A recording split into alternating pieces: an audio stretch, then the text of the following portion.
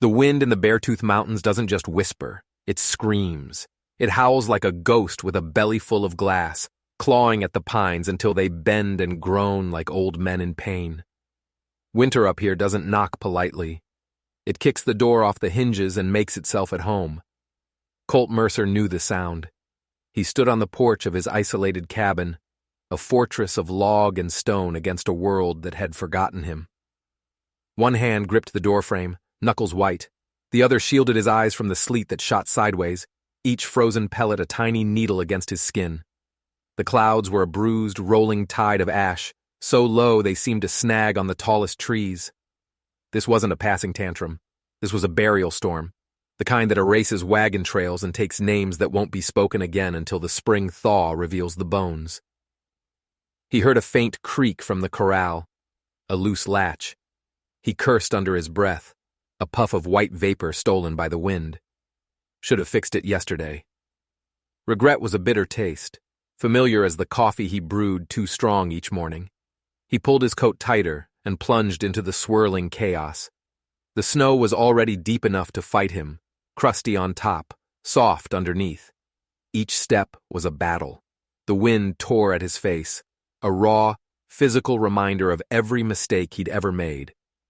By the time he'd wrestled the gate shut and trudged back, his hands were numb and his cheeks burned. He slammed the heavy door behind him, the sound a dull thud that cut off the storm's roar. The silence inside was thick, smelling of pine smoke and the cold, clean scent of solitude. He stripped off his gloves, slapping the snow from his shoulders, and moved to the wood stove. The kettle was hissing, a low, patient sound.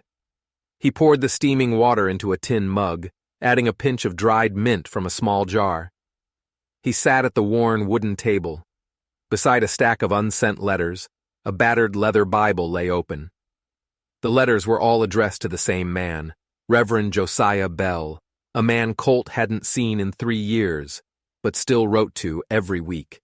He sipped the hot liquid, letting the warmth seep into his bones.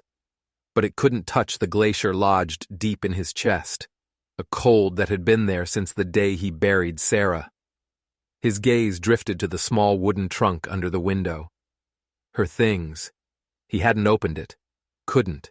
Her shawl was in there, the book of hymns she loved, the half-finished blanket for the child that never took its first breath.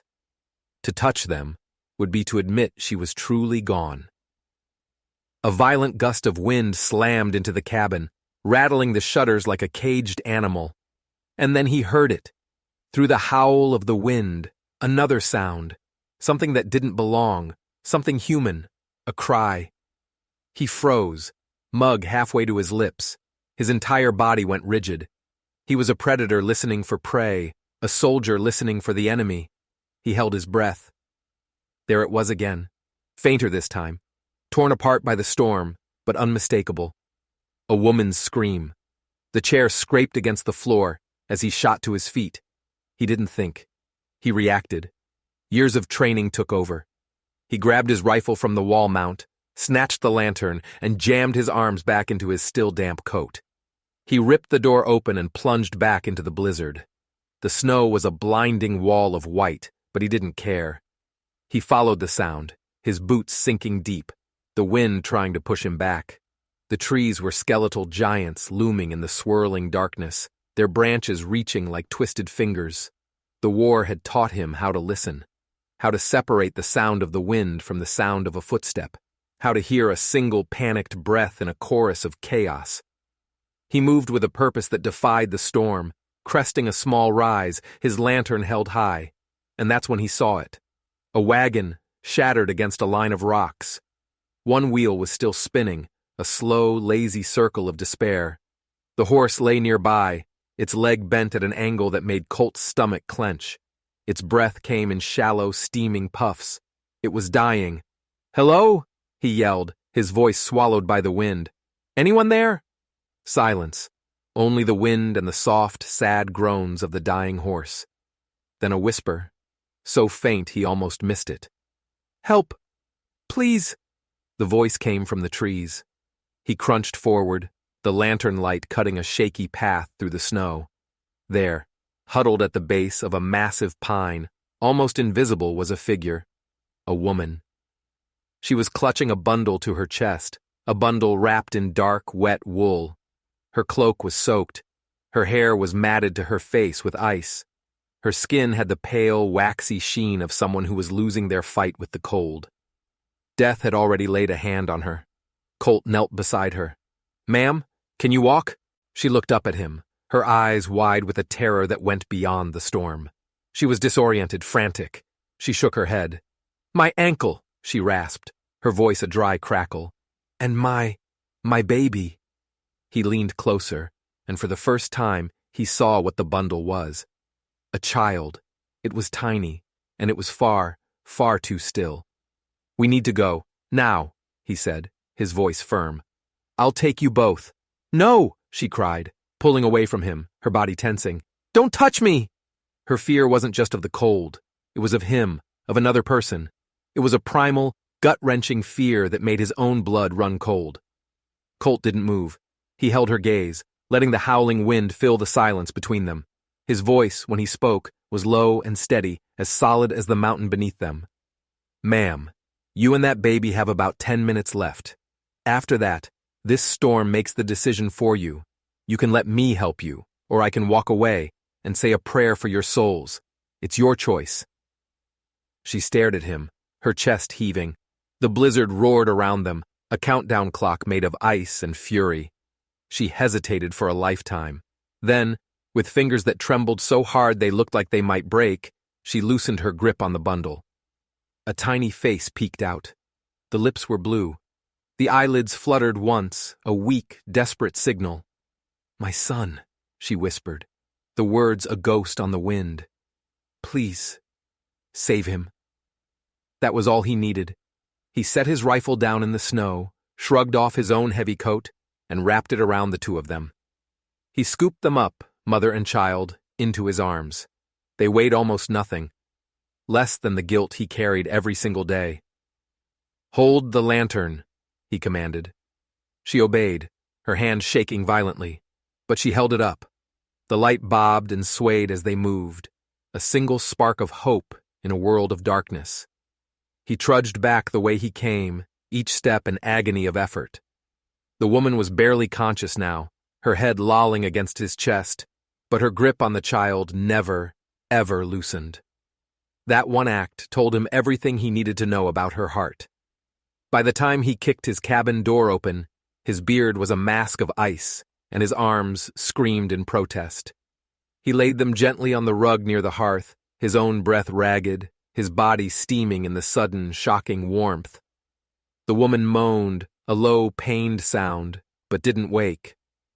Colt turned his attention to the baby.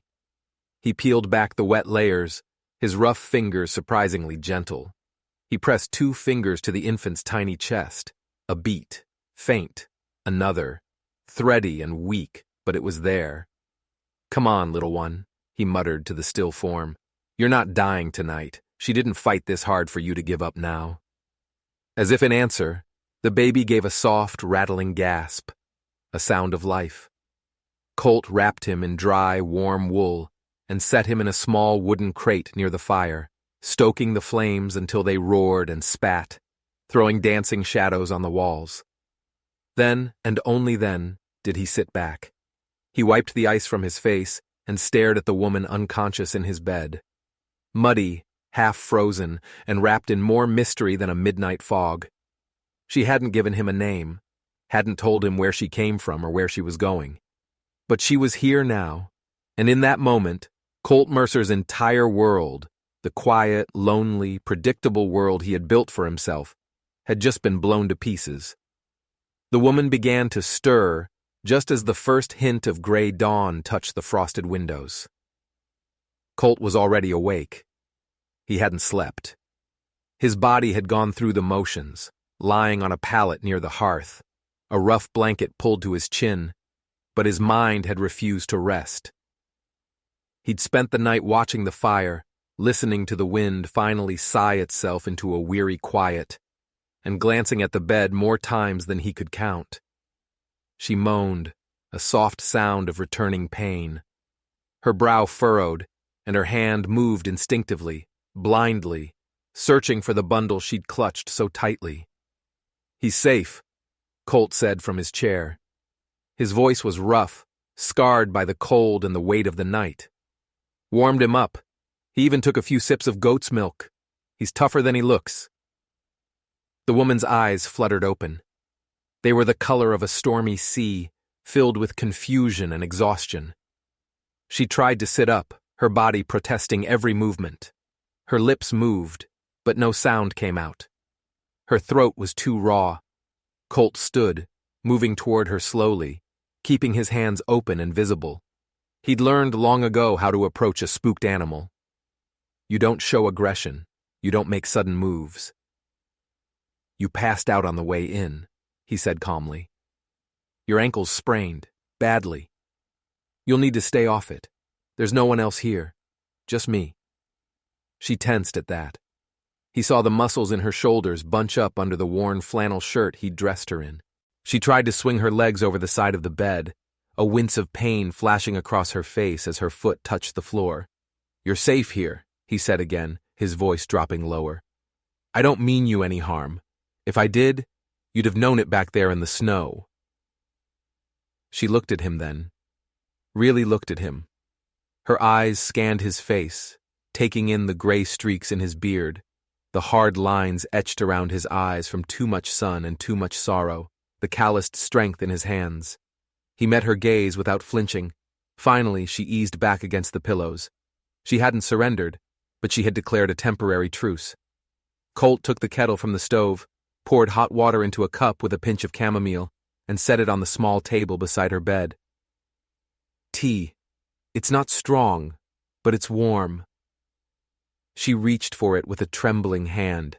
Colt turned away, giving her a moment of privacy. He walked to the hearth, picked up the baby, and brought him over. The child was wrapped in one of his old shirts, looking impossibly small against the thick fabric. "He's awake," Colt muttered, more to himself than to her. "Probably hungry. Can you—" She nodded faintly, putting the cup aside. Her arms reached out for the child, and an undeniable magnetic pull seemed to flow between them.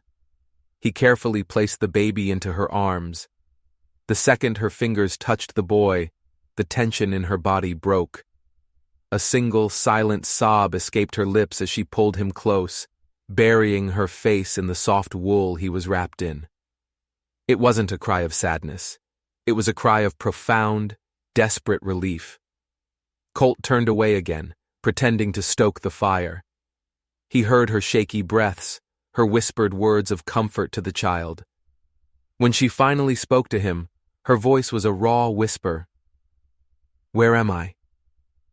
"Beartooth Foothills," he answered without turning. "This cabin is mine.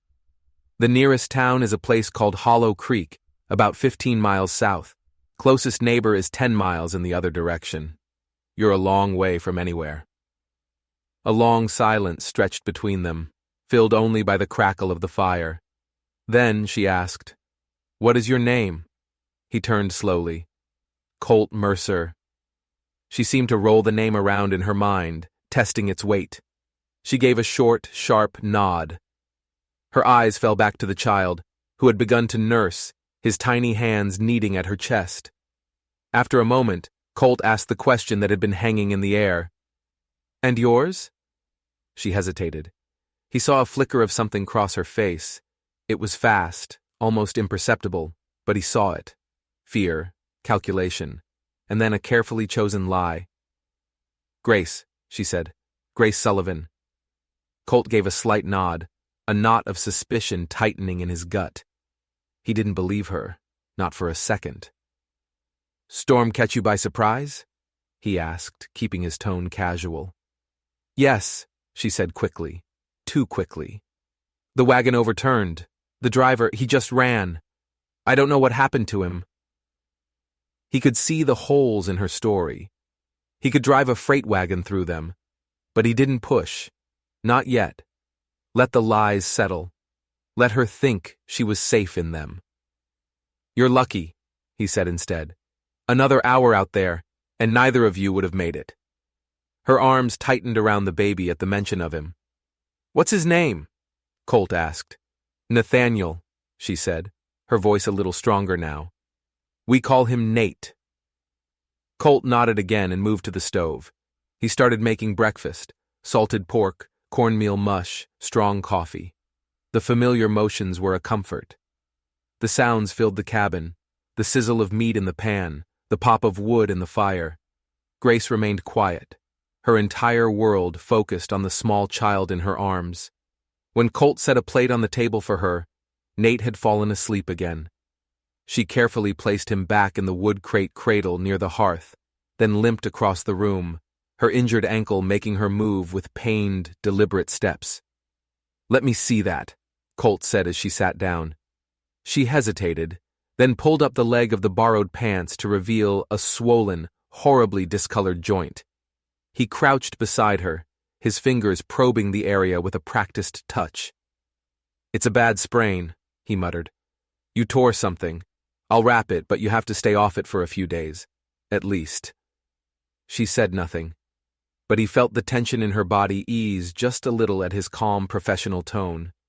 He wrapped the ankle with clean strips of linen, pulling them tight and secure. Then he handed her a fork. Eat. She ate like a starving wolf, cautious at first, as if she suspected the food might be poisoned, then with a desperate hunger that told him she hadn't had a real meal in days. He watched her, not staring, just observing. The way her hands shook, the way her eyes darted to the door every time the wind made the timbers creak. This was a woman who was used to being afraid, but not of storms. She was afraid of people. When she finished, she leaned back, a hand resting on her stomach. Her gaze went to the window, where the snow was still falling in a lazy, hypnotic dance. How long do these storms last? She asked. A couple of days sometimes, Colt replied, stacking the dirty plates. Depends on the wind. This one feels like it's settling in for a while. Her face fell.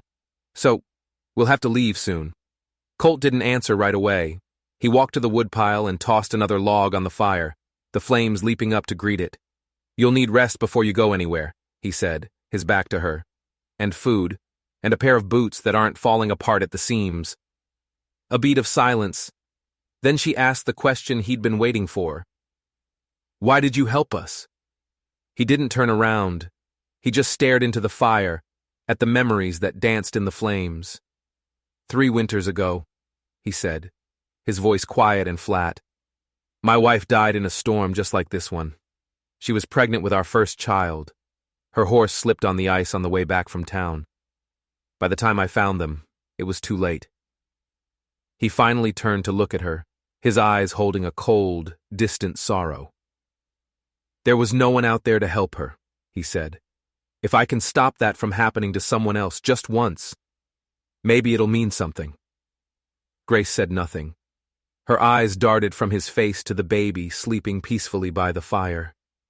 Her shoulders slumped forward, as if shielding them both from a past he couldn't see. And Colt, watching her from the shadows of his own grief, felt the first crack appear in the frozen wall around his heart. It wasn't trust. It wasn't forgiveness. It was the terrifying, undeniable recognition of a shared pain. And he knew, with a certainty that chilled him to the bone, that this woman's presence in his cabin was going to cost him a hell of a lot more than a few days of food and firewood. By the 3rd morning, the world outside had gone silent. The snow had stopped, blanketing the mountains in a thick, sound-dampening shroud. It was a strange, heavy stillness, the kind that makes you feel like you might be the last person on Earth. Inside the cabin, the quiet was different. It was warm. Colt sat at the table, the rhythmic scrape, scrape, scrape of a whetstone on his hunting knife, the only sound besides the crackle of the fire and the soft cooing of the baby from his crate. Grace, or whatever her real name was, moved around the small space. Her limp was still pronounced, but she moved with a quiet determination. She had insisted on washing the breakfast dishes, on sweeping the floor, on tidying the small space. He didn't argue. He could see she needed the work. Doing something with her hands seemed to ground her, to keep the ghosts at bay. She wore another of his flannel shirts, The sleeves rolled up to her elbows, a strip of leather tied around her waist as a belt. It hung loose on her slender frame. In the clear morning light, she looked younger than he'd first thought, and more haunted. She didn't speak until the last dish was dried and stacked. She turned, leaning against the counter, her good leg taking most of her weight. "I need to leave," she said. It wasn't a request. It was a statement of fact. Colt didn't look up from his knife. "The passes are snowed in. You wouldn't make it 5 miles. "I can't stay here," she insisted, her voice tight. He set the knife down, the silence suddenly heavy. He finally raised his eyes to meet hers. "No one's making you stay, but you try to walk out of this valley right now, on that ankle with a baby in your arms. You'll be dead by nightfall. That's not a threat. It's a promise from the mountains." Her mouth opened to argue, but she closed it. The hard truth of his words was undeniable. She looked away, her jaw set in a stubborn line. He leaned back in his chair. He could see the war going on inside her, the instinct to flee fighting against the reality of their situation. He decided to change the subject, to throw her off balance. "You said your driver ran off," he said casually. "The one with the wagon." She nodded, not looking at him. "What did he look like?" She paused. I don't know. Average height, a beard, it was dark." Another lie. She was a terrible liar. Her lies were brittle, easily broken. He let it pass. For now. He picked up the knife again, the scraping sound filling the room. He let the silence stretch, let it become uncomfortable for her. Finally, she spoke again, her voice softer. "You live out here all alone?" "I do." "For how long?" 3 years? Since your wife?" He paused, the stone stilling against the blade. "Yeah." She moved carefully to the chair opposite him, her hands folded primly in her lap. Her gaze flickered around the room, landing on the small unopened trunk beneath the window. "Is that—" she started, then stopped herself. "Her things?" "Yes," Colt said flatly, not offering anything more. He wanted to see what she would do, if she would pry. She didn't. Instead, her eyes landed on the stack of unsent letters on the table. "You write to a Reverend Bell. He's an old friend. Why don't you send them?" Colt looked down at the knife in his hands. Some things are easier to write than to say, and some things just need a place to go, even if they never get there. She seemed to understand that. She reached out, her finger tracing a knot in the wood of the table. "I used to sing," she said suddenly, the change of topic so abrupt it startled him. "In a church choir. I wasn't very good, but I liked the way it felt. Clean." "You don't sing anymore," he stated. She shook her head, a shadow passing over her face. "No, not for a very long time." There was a story there, a dark one. He could feel the edges of it. Just then, Nate let out a whimper from his cradle. Grace stood immediately, her limp more pronounced as she hurried to him. She lifted the baby with a practiced ease and began to hum. It was a low, soft melody, more breath than sound. Colt sat perfectly still, listening. He didn't recognize the tune, but the sound of it filled the cabin, softening the hard edges of his lonely existence. It was a sound of life, of tenderness, in a place that had only known survival. Grace swayed gently, her entire being focused on the child, and Nate quieted almost instantly. When she turned and saw Colt watching her, a faint blush rose on her cheeks. "Sorry," she mumbled. "Don't be," he said, his voice softer than he intended. She sat down again, the baby nestled against her. The truce in her eyes seemed to be solidifying into something else, something fragile that might be trust. "I was trying to get to Oregon," she said, her voice low. "I thought I could start over there, away from everything. You said you were with a wagon train." It was a test. He was calling out her lie, but gently. Her eyes dropped. "I lied," she whispered. "I hired a man in Kansas, a freight driver. He promised to get me to the next major stop on the trail. He was a hard man, drank too much. When the snow got bad, he took the last of my money and my horse.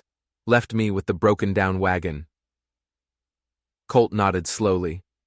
The story was plausible, but it still felt thin, like a blanket with too many holes. And before Kansas? He pressed, just a little. She looked down at her son, her hand stroking his fine hair. Another lie, she whispered. A much longer one. He didn't ask what it was. He didn't need to. He'd seen the faint, yellowing shadow of a bruise high on her arm when he'd helped her change. He'd seen the way she flinched if he moved too quickly. He knew what kind of lie left marks like that. Finally, she looked up, her stormy eyes meeting his. You don't ask many questions. Only the ones that need answers, he replied. And if I don't want to answer them? He leaned forward, his forearms resting on the table. Doesn't change the facts, does it? Doesn't change that I found you half frozen in a blizzard, holding on to that boy like he was the last piece of solid ground on earth. She blinked hard, her throat working. You're not the first person I've met who's running from something, Grace, he added, using the name she'd given him. And I've learned one thing. Pushing for answers usually just makes people build their walls higher. I'll wait for you to open the door. She stared at him for a long, silent moment. He saw a flicker of something new in her eyes.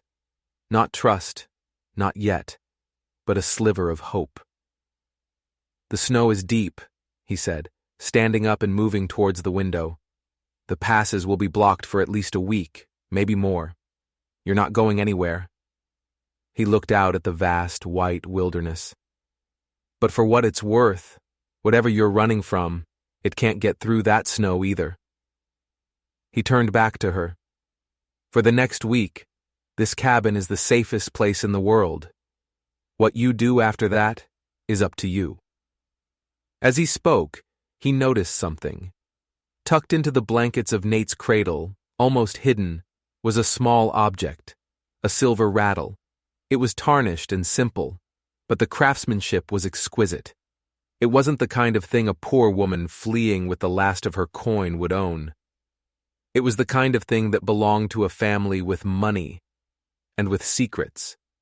The lies were starting to unravel, and Colt had a sinking feeling that the storm outside was nothing compared to the one that was coming for his door.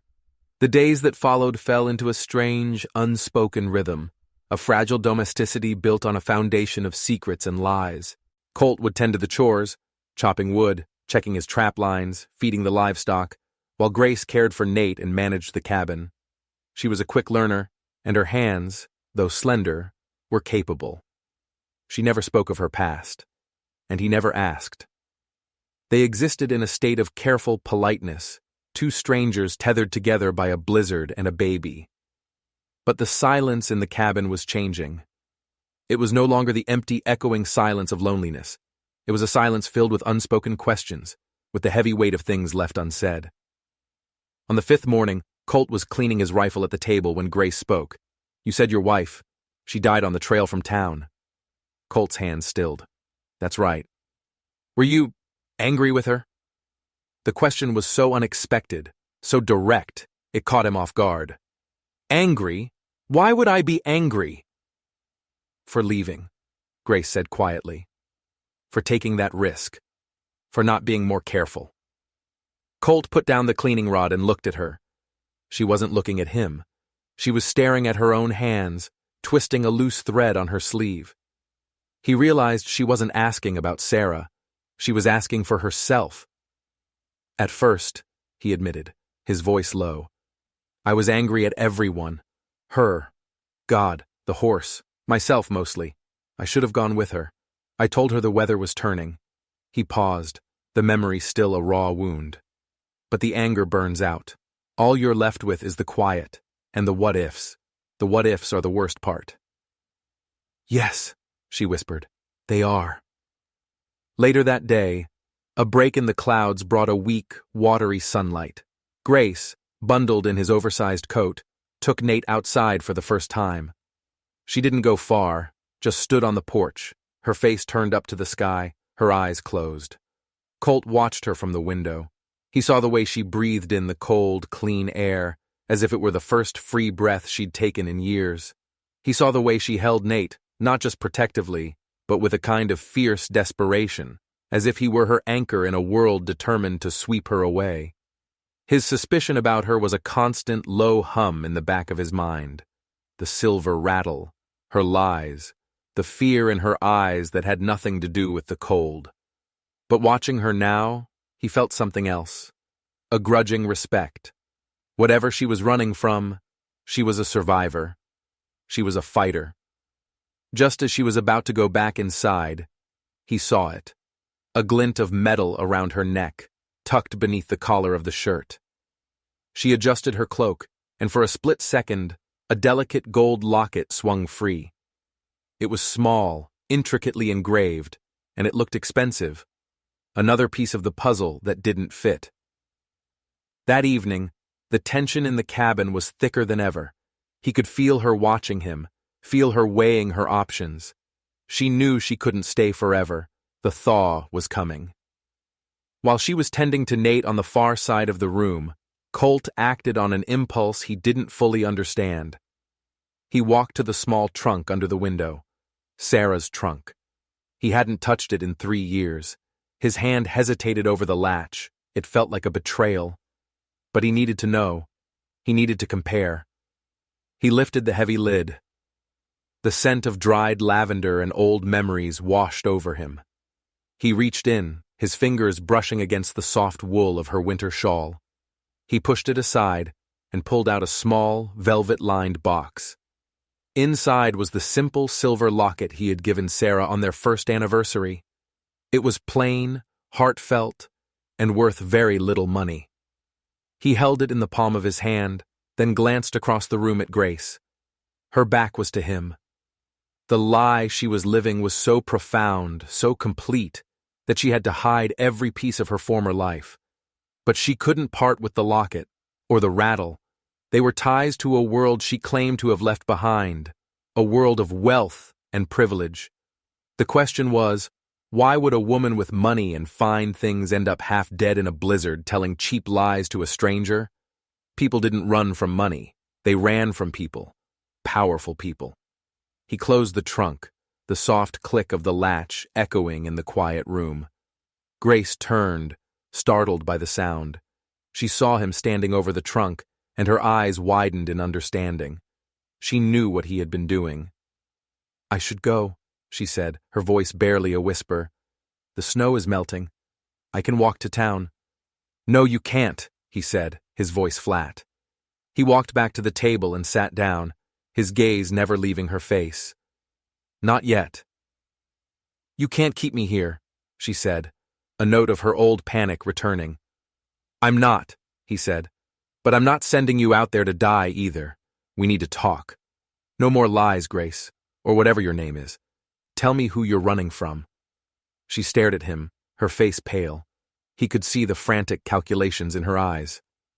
What to tell him? How much to reveal? "I can't," she finally whispered. "If I tell you, you'll be in danger too."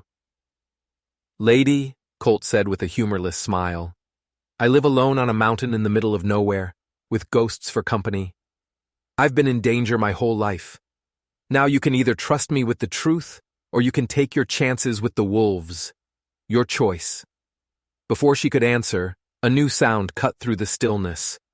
The distant, rhythmic crunch of hooves on snow. It wasn't a single horse, it was several, and they were coming fast. Grace's face went white with terror. It was a terror so absolute, so primal that it sucked all the air from the room. She grabbed Nate from his cradle, clutching him to her chest like a shield. "It's him," she breathed, her eyes wide with horror. "He found me." Colt was already moving. He grabbed his rifle from the wall, checked the load, and moved to the window, peering through a small gap in the shutters. 3 riders. They were dressed in dark coats, riding hard, their faces set and grim. They didn't look like lawmen. They looked like hunters. And Colt knew, with a gut-wrenching certainty, that the storm he had been waiting for had finally arrived, and it had nothing to do with the weather. "Get in the root cellar," Colt snapped, not taking his eyes off the approaching riders. "The door is under the rug by the hearth. There's a bolt on the inside. Do not open it, for anyone. Do you understand?" Grace was frozen, her eyes locked on the window. The sound of the hooves was a drumbeat of doom, getting closer with every second. "Go! Now!" Colt's voice was like a whip crack. It broke her paralysis. She scrambled across the room, Nate clutched in her arms. She ripped the bearskin rug aside, revealing a heavy wooden trap door with an iron ring. She pulled it open, the hinges groaning in protest, and descended into the darkness without a backward glance. The door slammed shut, and he heard the heavy thump of the bolt sliding into place. Colt was alone. Just the way he liked it, or so he used to tell himself. He moved to the front door, his rifle held ready, his body loose and calm. His heart was hammering against his ribs, but his hands were steady. The war had burned the panic out of him. All that was left was a cold, calculating focus. The riders reined in about 20 yards from the cabin, their horses breathing hard, great plumes of steam billowing from their nostrils. The men were hard-faced, their eyes cold and empty. They wore city clothes under their heavy coats, and their holsters held expensive-looking revolvers. They scanned the cabin, their expressions confident, arrogant. The man in the center, clearly the leader, dismounted. He was tall, with a cruel twist to his mouth. "Colt Mercer!" he called out, his voice carrying clearly in the crisp air. Colt didn't answer. Let them wait. Let them wonder. "We know she's in there, Mercer," the man shouted again. "We tracked her driver. He was very cooperative. Told us everything before he had his accident." The man smiled, a flash of white teeth in the gloom. "Just send out the woman and the child and we'll be on our way. My employer is a reasonable man. He's willing to pay you for your trouble." Colt remained silent. He could feel the man's frustration growing. Good. An angry man makes mistakes. "Don't be a fool," the leader snarled. "You're one man. We are three. This doesn't have to get bloody. We just want what belongs to our employer."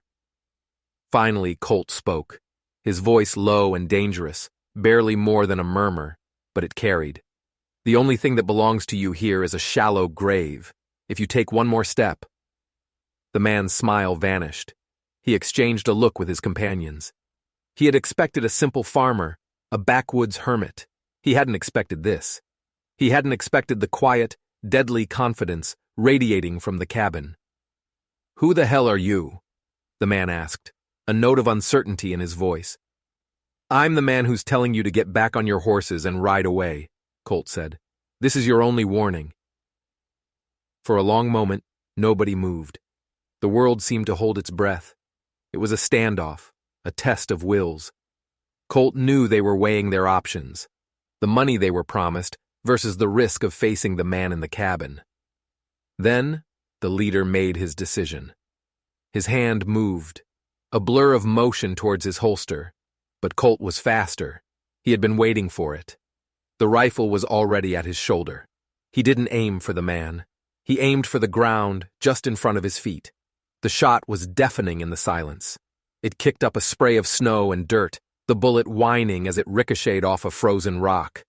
The man froze, his hand hovering over his gun. The other two riders flinched, their horses skittering nervously. "The next one won't miss," Colt said, his voice as cold as the ice on the trees. The leader stared at the cabin, his face a mask of fury and disbelief. He had miscalculated. Badly. He slowly, deliberately took his hand away from his gun. He spat on the ground. "This isn't over, Mercer," he growled. "You have no idea who you've crossed. My employer owns senators. He owns judges. He will bury you." "Tell him to bring a shovel," Colt replied. The man held his glare for another second, then turned without another word, swung himself back into the saddle, and spurred his horse back the way he came. His two companions hesitated for a moment, then wheeled their own mounts around and followed, disappearing over the ridge. Colt waited, his rifle still raised, until the sound of their hoofbeats had completely faded. Only then did he allow himself to breathe. He leaned his forehead against the rough wood of the doorframe, the adrenaline leaving him shaky and cold. He had won the battle, but the man's words echoed in his mind. He owns senators. He owns judges. He had just declared war on someone with immense power, someone who could crush him without a second thought. And he had done it for a woman whose real name he didn't even know. He walked back to the hearth and knocked on the trap door. "They're gone." He heard the bolt slide back, and the door creaked open. Grace emerged from the darkness, her face streaked with tears, her eyes wide with a mixture of terror and awe. She stared at him as if seeing him for the first time. "Who are you?" she whispered. The same question the writer had asked. Colt looked at her, at the innocent child in her arms, and then at the rifle still clutched in his hand.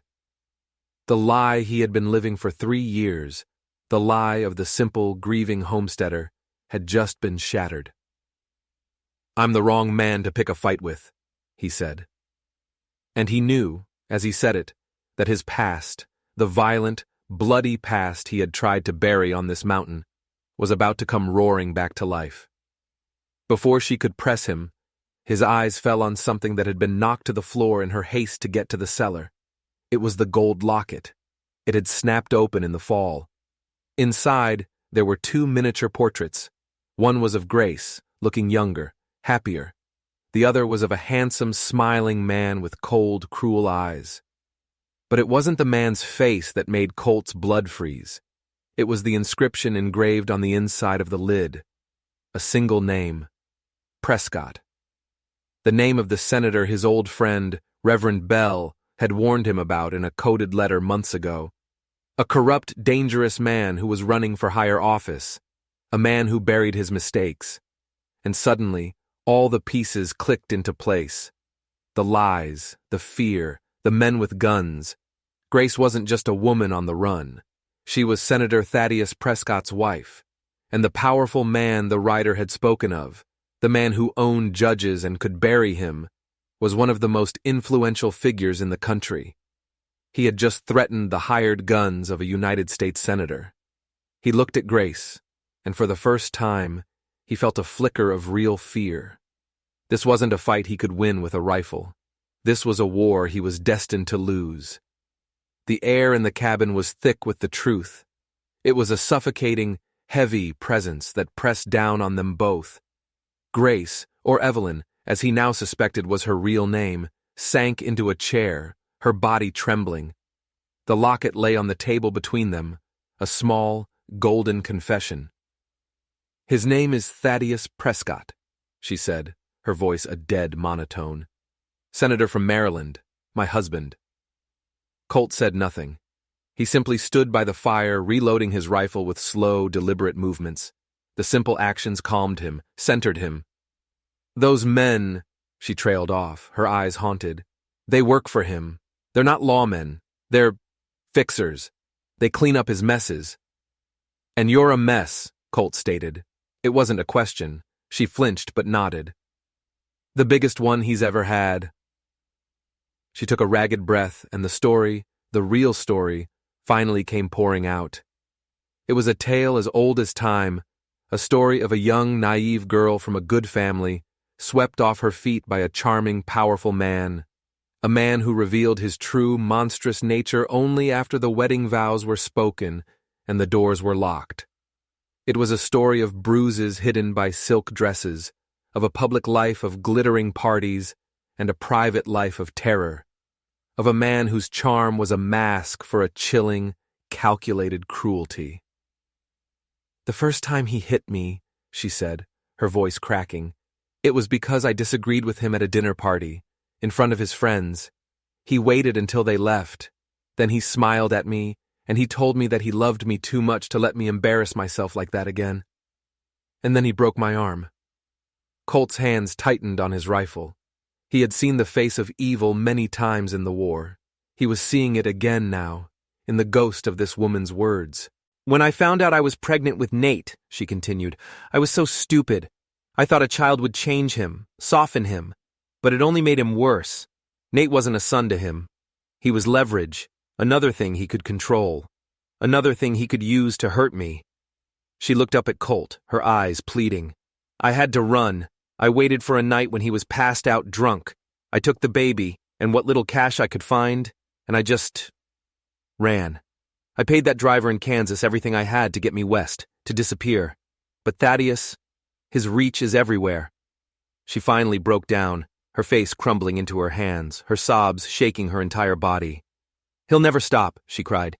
"He'll hunt us to the ends of the earth. He can't afford the scandal of a runaway wife. Not now. He's being considered for a cabinet position, maybe even vice president." Colt absorbed this, the full scope of the danger finally settling on him.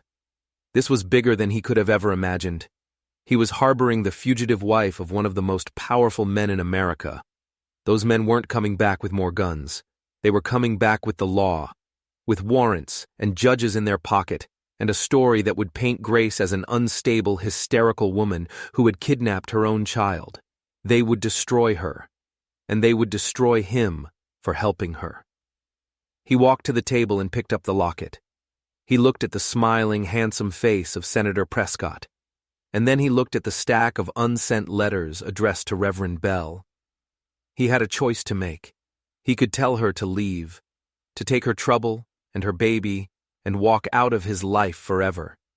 He could go back to his quiet solitude, to the ghosts he knew, or he could stand and fight a war he had no chance of winning. His gaze fell on Nate, who was sleeping peacefully in his cradle, oblivious to the storm of violence and intrigue swirling around him. He saw the child's innocent face, and he thought of the child he and Sarah had lost, the child he had never been able to protect. He made his decision. "He's not the only one with powerful friends," Colt said, his voice quiet but firm. Grace looked up, her face tear-streaked and confused. Colt walked over to the stack of letters. He picked one up, the one on the top of the pile. "Reverend Josiah Bell." He read the name on the envelope. "He's more than just an old friend. He was my commanding officer in the war. He's a man who knows things, and he knows people. People who don't like men like your husband." He tore the letter open, but he didn't read the words he had written. Instead, he turned it over. On the blank side, he began to write. It wasn't a letter. It was a message. Short, coded phrases that only Bell would understand. "Snowbird in the nest. Prescott's wolves came calling. Need the shepherd." He folded the paper and tucked it into his pocket. "There's a homesteader a day's ride north of here," he said. "He owes me a favor. I need you to take this message to him. He'll make sure it gets to Bell. Can you ride?" "Yes," she said, her voice stronger now, a flicker of hope in her eyes. "Good," Colt said, "because you're leaving at dawn, but you're not running anymore. You're going to get help." He looked at her, his expression grim. "Your husband thinks he's a hunter, but he's about to find out what it's like to be the prey." He turned and walked to a loose floorboard in the corner of the cabin. He pried it up, revealing a hidden compartment. He reached inside and pulled out an oilskin bundle. He unrolled it on the table. Inside were two sleek, long-barreled revolvers. They weren't the standard army issue. They were custom-made, perfectly balanced, and deadly. He also pulled out a leather gun belt. Grace stared at them. "What are those?" "An old habit," Colt said, his voice flat. He strapped the belt around his waist, the familiar weight a cold comfort. "I wasn't just a soldier in the war, Grace. I was part of a special unit. We went behind enemy lines. We did things that weren't in the official reports, things that needed to be done." He looked at her, his eyes as hard as stone. "My name isn't the only thing I buried on this mountain. Your husband has sent his fixers. Well, before I was a farmer, I was a fixer too." The cabin was no longer a refuge. It was a command post, and the quiet, grieving homesteader was gone. In his place was a man she didn't know at all, a man with a violent past and the eyes of a killer, and he was her only hope. Dawn broke cold and gray, the light thin and weak. Colt had Grace's horse saddled and ready before the sun had cleared the ridge. He'd given her his calmest mare, a sure-footed animal that knew the mountain trails. "Ride north," he instructed, his voice low and urgent as he helped her mount. "Follow the creek. After about 10 miles you'll see a burnt-out pine on a bluff. That's the turnoff for Jedediah's place. You can't miss it. Give him the note. Tell him I sent you. He'll take care of you and the boy. Grace. He was still calling her Grace. It felt safer than the truth.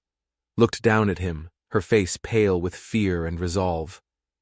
Nate was bundled securely in a sling against her chest. What about you? I'm staying here, Colt said. Prescott's men will be back, and when they come, they need to find me here. They need to think you're still with me. It'll buy you time. They'll kill you, she whispered, her voice trembling. They'll try, he corrected her, a grin set to his jaw. He handed her a small, loaded pistol. This is for emergencies. You know how to use it? She shook her head. Point it at what you want to disappear and pull the trigger, he said simply. Don't hesitate. He looked her directly in the eye. And Grace, don't get caught, no matter what. She nodded, her throat too tight for words. She gave him one last, desperate look, then turned the horse and spurred it into a trot, disappearing into the thick pines that lined the creek. Colt watched until she was gone. He felt a profound, aching emptiness as he stood alone in the cold morning air. He had just sent the only living souls he'd cared about in 3 years away, possibly to their deaths. He turned and walked back to the cabin. The fight was coming. He could feel it in his bones. He spent the next 2 days turning the cabin into a fortress. He boarded up the back window, leaving only a small slit to shoot through. He reinforced the door with an iron bar. He set up firing positions, stockpiled ammunition, and laid out his weapons with practiced efficiency.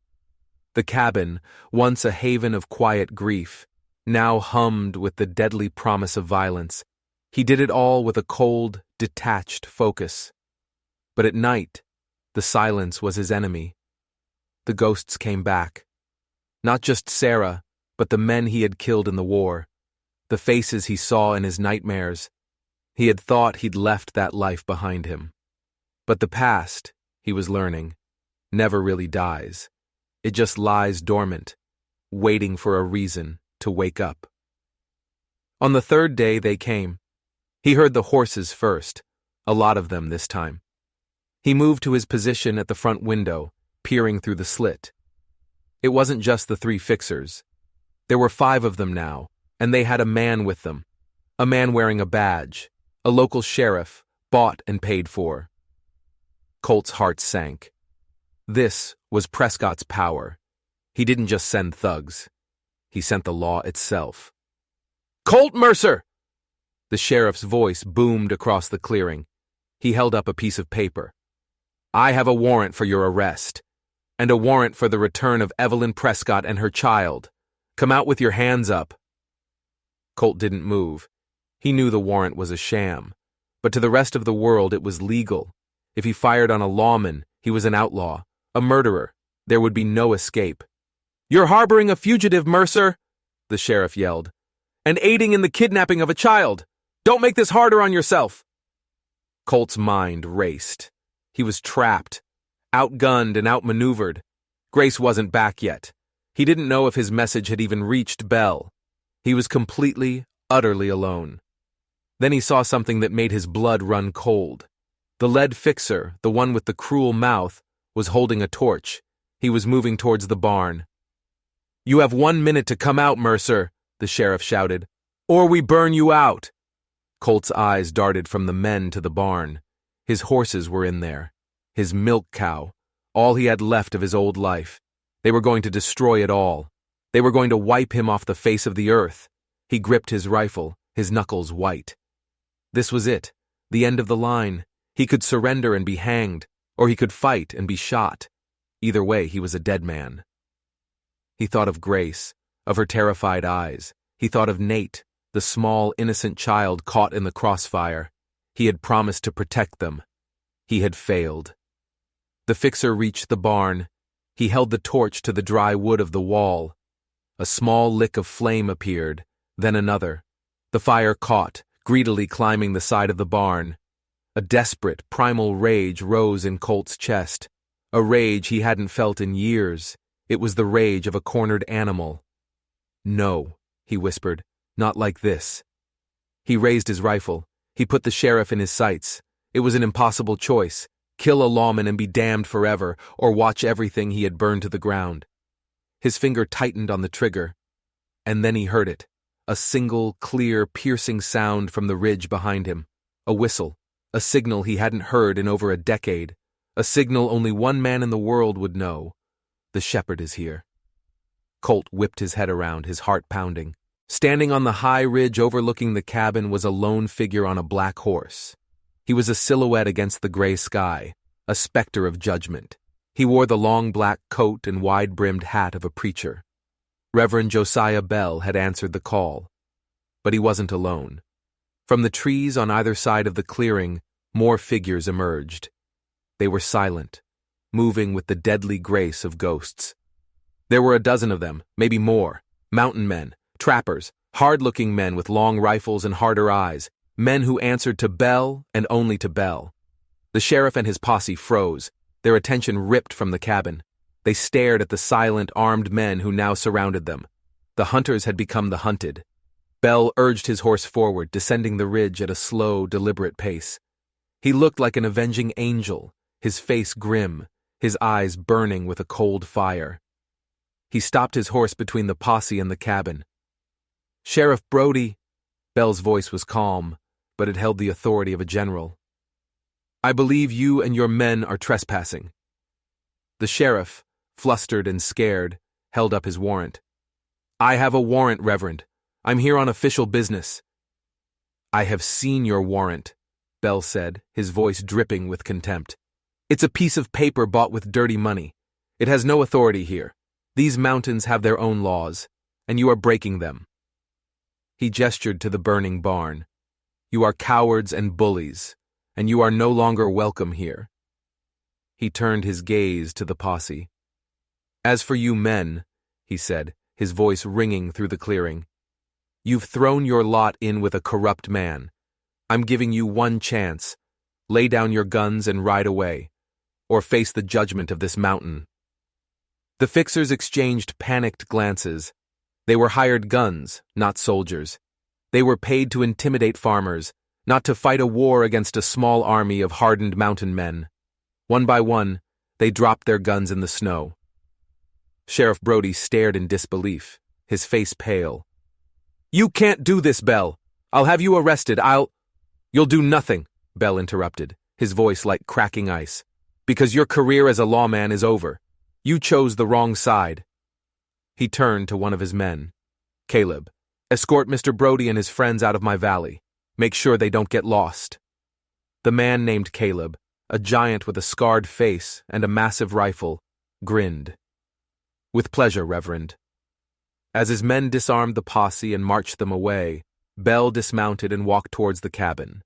Colt opened the door, his own rifle still in his hand. The two old soldiers stood face to face, the burning barn crackling behind them. "You were cutting it a little close, Josiah," Colt said, a slow smile spreading across his face. "I've always enjoyed a dramatic entrance," Bell replied, his own stern expression breaking into a grin. He clapped Colt on the shoulder. "It's good to see you, son, though it seems you've found yourself a whole new kind of war." Colt looked at the smoldering remains of his barn, then back at his friend. "Yeah," he said. "But for the first time in a long time, it feels like a war worth fighting." The immediate threat was gone, but the air was still thick with the metallic tang of near violence. Colt and Bell worked with the other mountain men to douse the flames licking at the barn. They managed to save the structure, but a large, black, weeping scar remained on its side, a permanent reminder of how close Colt had come to losing everything. Once the fire was out, and the last of Brody's humiliated posse had been marched off the mountain, Bell's men melted back into the trees as silently as they had appeared. They were ghosts of the wilderness, loyal to a code that city law couldn't touch. Inside the cabin, Bell sank into a chair by the fire, his imposing frame seeming to shrink as the exhaustion of the ride settled on him. He accepted the mug of coffee Colt offered, his hands wrapping around its warmth. "Your message was concise," Bell said, a wry smile touching his lips. Snowbird. Prescott's wolves. I figured it was trouble. I didn't realize you'd decided to declare war on the United States government. It wasn't a decision, Colt said, pacing the small room. It just happened. She fell out of the sky, Josiah. A woman and a baby in the middle of a blizzard. What was I supposed to do? The Colt Mercer I knew would have done exactly what you did, Bell said, his eyes serious now. The question is, what do we do next?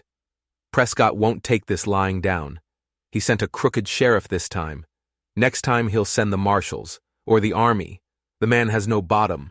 I know, Colt said, his voice grim. Where is she? Is she safe? She's with Jedediah. Scared, but safe. The boy is fine, Bell reassured him. She told me everything. It's a darker story than even your note suggested. He took a long sip of coffee. Thaddeus Prescott is a cancer. A man like that can't be allowed to have more power. He's not just a bully, he's a monster. Bell reached into the inner pocket of his long coat and pulled out a worn leather satchel. He placed it on the table. This isn't just about protecting a woman and her child anymore, Colt. This is about justice. Colt looked at the satchel, then back at Bell, a question in his eyes. Before I found God, Bell began, his voice low, I served in intelligence. I still have friends in dark places. When I got your note, I sent a few telegrams of my own, did some digging into the good senator. He opened the satchel. It was filled with papers, ledgers, letters, sworn affidavits. It turns out your Grace isn't the only mess he's tried to clean up. He has a history of this, of violence, of corruption, financial crimes, extortion, enough to put him in prison for the rest of his life. Colt stared at the documents, stunned. Where did you get all this? From people who have been waiting for a chance to take him down, Bell said. They were too afraid to move against him, but now they have a witness, a victim who is willing to speak. Grace. A heavy silence fell over the cabin. Colt understood the weight of what Bell was saying. They didn't have to hide Grace. They could fight back. But it would mean putting her in the center of a very public, very ugly storm. She's been through enough, Colt said, his voice rough with emotion. I don't know if she has the strength to face him in a courtroom. She won't be alone, Bell said firmly. He looked Colt directly in the eye. And there's something else you need to know. Something she told me. Bell hesitated, as if weighing the impact of his next words. The man who drove her from Kansas. The one who abandoned her in the storm. What about him? His name was Frank. He wasn't just some random freight driver. He was one of Prescott's men. He was under orders to take her deep into the mountains and lose her. The blizzard was just a convenient excuse. Prescott never intended for his wife and child to be found alive. The air went out of Colt's lungs. It wasn't just a kidnapping. It was an attempted murder. A hit, sanctioned by a U.S. senator. And there's more, Bell continued, his voice grim. The locket, the inscription. There was another name mentioned in some of these papers. A man who worked for Prescott. An aide who suddenly disappeared about a year ago. A man who, according to these sources, knew too much about Prescott's dirty dealings. Bell paused, letting the suspense hang in the air. His name was Thomas Conrad. The name hit Colt like a physical blow. Thomas Conrad, the name from his own unsent letters. The ghost that haunted him even more than Sarah. What? Colt whispered, his face going pale. He was a good man by all accounts, Bell said, watching Colt carefully. Tried to help a lot of people. Got in over his head. Colt sank into a chair, his mind reeling. The world had just tilted on its axis. The random threads of his life, his guilt over Conrad, his rescue of Grace, the arrival of Prescott, were not random at all. They were all part of the same dark, tangled tapestry. He had thought he was saving a stranger, but he was connected to her story in a way he never could have imagined. His past hadn't just come back to haunt him. It had come back to offer him a chance at redemption. I knew him, Colt said, his voice barely audible. Thomas Conrad. He contacted me just before he disappeared. He said he was helping someone escape a powerful, abusive man. He needed a place for them to hide. A safe house. I told him no. The confession hung in the air, heavy and shameful. "Sarah had just died," Colt explained, his voice thick with old pain. I couldn't take on anyone else's war. I told him to find someone else. A week later, I heard he was dead. An accident, they said. He looked up at Belle, his eyes filled with a torment that had been buried for years. It was her, wasn't it, Josiah? The person he was trying to help. It was Grace. Belle gave a slow, sad nod. Yes, Colt, it was. The puzzle was complete, and the picture it formed was horrifying. Colt hadn't just turned away a friend, he had turned away Grace. If he had said yes to Conrad a year ago, none of this would have happened. She would never have been left for dead in the snow. His guilt was no longer a vague, shapeless thing. It had a name and a face, and it was sleeping in a cabin, a day's ride from his own. He stood up, his body filled with a new, terrible purpose. "Get a message to her," he said to Belle, his voice shaking with a cold, controlled fury. "Tell her to stay put. Tell her the war is coming to us, but this time we're ready." He strode to the door and looked out at the mountains, his jaw set like granite. "Thaddeus Prescott made this personal a long time ago," he said, his voice a low growl. "He just didn't know it. He's not just going to lose this fight. I'm going to bury him." The grieving homesteader was well and truly dead. In his place was a man with a debt to pay, and his form of payment was going to be biblical.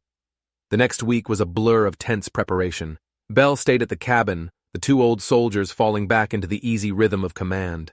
Using Jedediah's homestead as a base, they sent riders out, carrying coded messages to allies Belle hadn't spoken to in years. They were calling in old debts, activating a network of honorable men who existed in the shadows. Meanwhile, Colt prepared for a different kind of battle. He spent his days in the woods not hunting, but setting traps. Not for animals, but for men. He dug pits, rigged deadfalls, and created choke points along the narrow trails leading to his land. He was turning his 10-acre plot into a killing field. He worked with a grim, silent efficiency. Every fallen log, every hidden ravine became a part of his strategy. He was no longer just defending his home. He was setting a snare for a monster. Grace, in her messages relayed by Belle's riders, was a strange mixture of terror and newfound strength. She refused to run any further.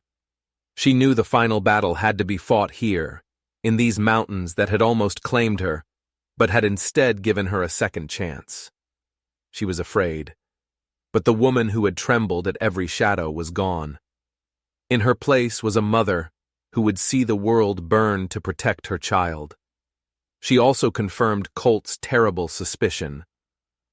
Thomas Conrad was not just an aide who had tried to help her. He was her cousin, her only family member who had stood by her after she was disowned for defying Prescott. This secret, she explained, was one she had guarded fiercely, to protect what little was left of her family from her husband's wrath. The news landed on Colt like another ton of bricks. The web was even more tangled, more personal than he had known. On the 8th day, a rider came in, his horse lathered and his face grim. "He's coming," the scout reported to Belle. "A whole column. Looks like a dozen men, maybe more. They're not wearing uniforms, but they move like soldiers, and they're led by a man in a fine carriage." Thaddeus Prescott was coming himself. He wasn't sending his dogs this time. He was coming to personally oversee the kill. "It's time," Belle said, his voice calm. He turned to Colt. "Are you ready, son?" Colt looked around the cabin, at the weapons laid out, at the barricades on the windows. He thought of the intricate network of traps waiting in the silent woods. He thought of Grace and Nate and the promise he had made to a dead friend. "I've been ready for a year," he said. They sent a final message to Jedediah's homestead. Grace and Nate were to be taken deep into the mountains, to a hidden cave system that only Belle's most trusted men knew about. They would not be a part of this fight. This was not their battle to win. It was Colt's to atone for. The next morning they came. The carriage rolled into the clearing first, a grotesque black beetle against the pristine snow. It stopped, and Thaddeus Prescott stepped out. He was exactly as he appeared in the locket, handsome, impeccably dressed, radiating an aura of untouchable power. He surveyed the scene, the scarred barn, the fortified cabin, with a look of mild amusement, as if this were all a distasteful but necessary bit of business. His men fanned out behind him. They were mercenaries, professional soldiers of fortune, armed with repeating rifles and a cold, disciplined demeanor. Colt and Bell watched from the cabin window. "He's arrogant," Colt muttered. "He thinks he can just roll in here and take what he wants." "Arrogance is a weakness," Bell replied quietly. "Let's use it." Bell stepped out onto the porch, unarmed, his hands raised in a gesture of peace. "Senator Prescott," he called out, his voice calm and steady. "This is a house of God. There is no need for violence." Prescott laughed, a short, ugly sound. "A house of God? It looks more like a bandit's hideout. And you, I presume, are the infamous Josiah Bell, the warrior priest. I've read your file. Quite a colorful history." "And I've read yours, Senator," Bell shot back.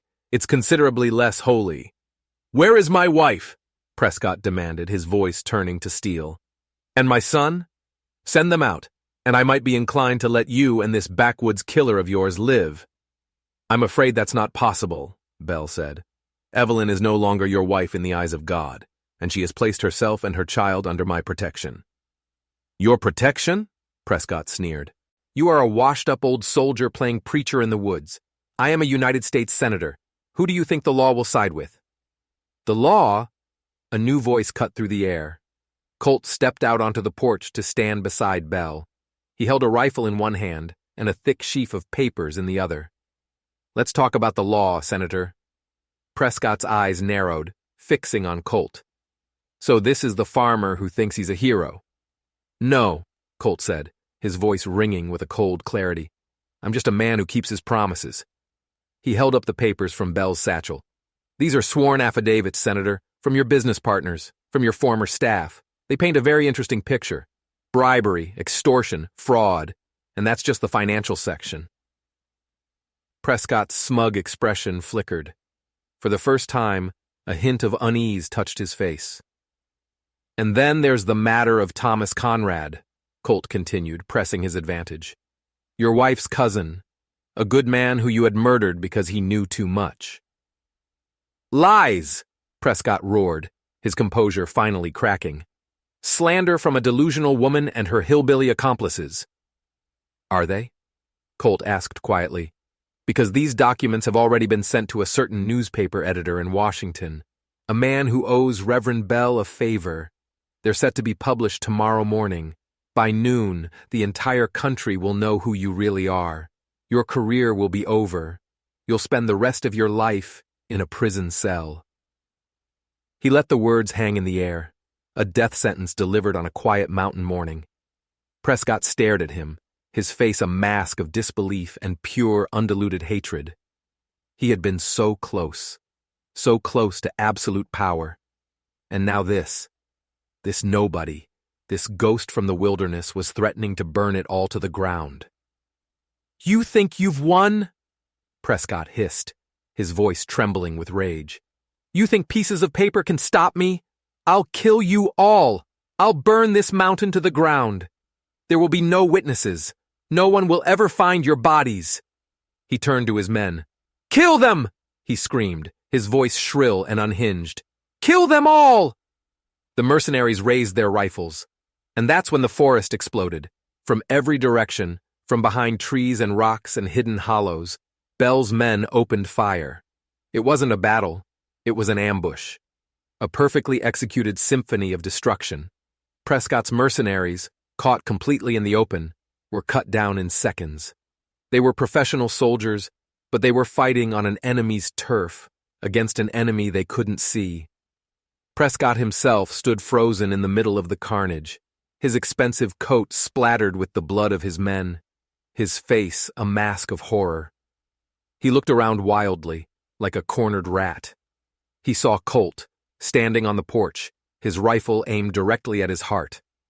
With a desperate cry, Prescott turned and scrambled back towards his carriage, "Get me out of here!" he shrieked at the driver. But as he reached the carriage door, a single shot rang out from the trees. It wasn't aimed at Prescott. It was aimed at the front wheel of the carriage.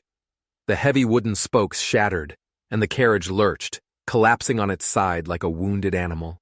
Prescott was trapped. He was alone. The silence of the forest descended once more, broken only by the groans of the dying. Colt walked slowly down from the porch, his rifle held loosely at his side. He stopped a few feet from the senator. Prescott was on his knees in the snow, his fine clothes ruined, his face smeared with dirt. The mask of power was gone. All that was left was a pathetic, terrified man.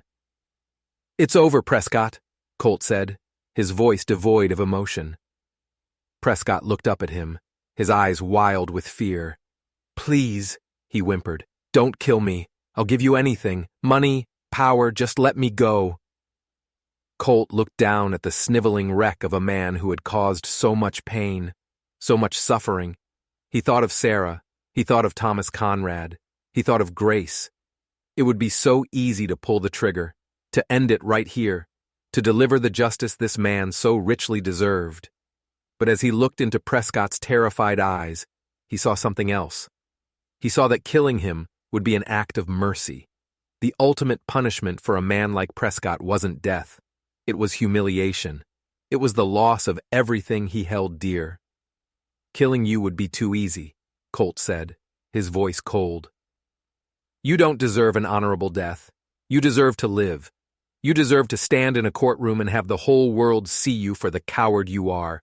You deserve to rot in a cell, remembering the day you lost everything to a farmer on a mountain." He turned and walked away, leaving Prescott sobbing in the snow. Belle came and stood beside him.